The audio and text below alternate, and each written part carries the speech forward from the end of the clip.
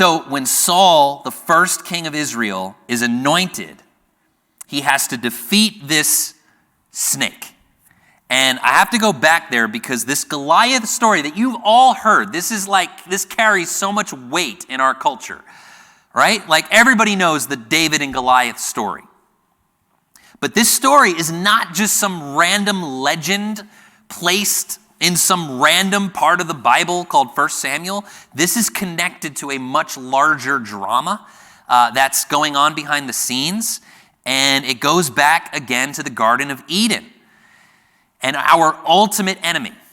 And if you could imagine the first 3 chapters of the Bible being like a little seed, and out of that seed grows this tree, which is the entire Bible story from Genesis to Revelation. That's a little bit of what's going on in the beginning, in the first 3 chapters. So I want to give this another look together. This is where God makes a promise in the midst of evil and destruction, coming into this sacred place, violating this innocence and this joy, releasing havoc and pain. God gives this promise as he speaks to this serpent slithering in this garden of intimacy and innocence. And it says this in Genesis 3, verses 14 and 15. The Lord God said to the serpent, "Because you have done this, cursed are you more than all cattle and more than every beast of the field. On your belly you will go, and dust you will eat all the days of your life. And I will put enmity between you and the woman, and between your seed and her seed. He shall bruise you on the head, and you shall bruise him on the heel." He's going to crush your head, even though you will attack the heel.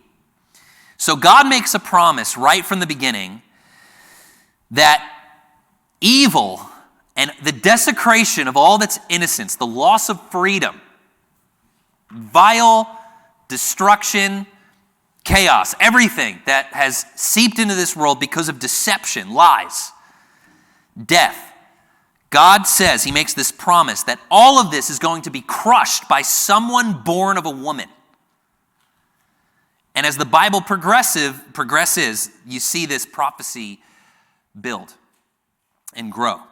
And when Israel, like a couple thousand years later, they finally become a nation and they inaugurate their first king, Saul, the first king of Israel, he fights against a man who's literally named Serpent. And that is not a coincidence, because there's a bigger story unfolding over millennia. We're caught up in the 2010s and 20s, and God is unfolding something that spans thousands and thousands of years.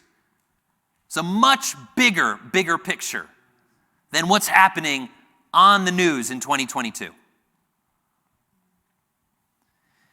So if you noticed before, it says Goliath had scale armor. Did you catch that? That means his armor literally looked like the scales of a fish, or you could say a snake. He had snake armor. And then the number 6 shows up more than once. It says he was 6 cubits tall. And his weapon, it says, weighed 600 shekels. And that is the number of man.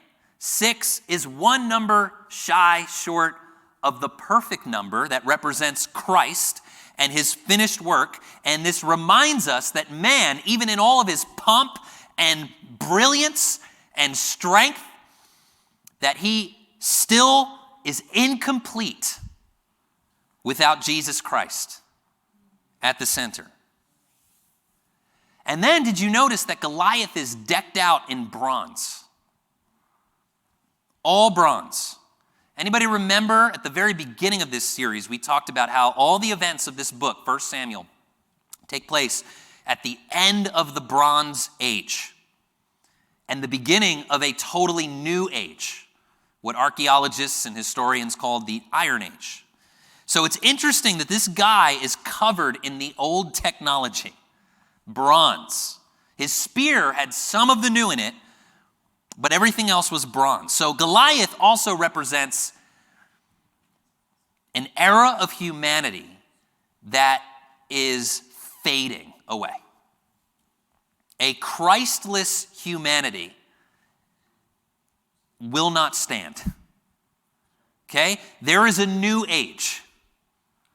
The real new age is the age of the kingdom. And even though the bronze of the old system is still hanging around, it took like centuries for bronze technology to fade out. Even though the bronze of the old system still appears to be operating, there is a new day dawning for humanity. And we're not going back.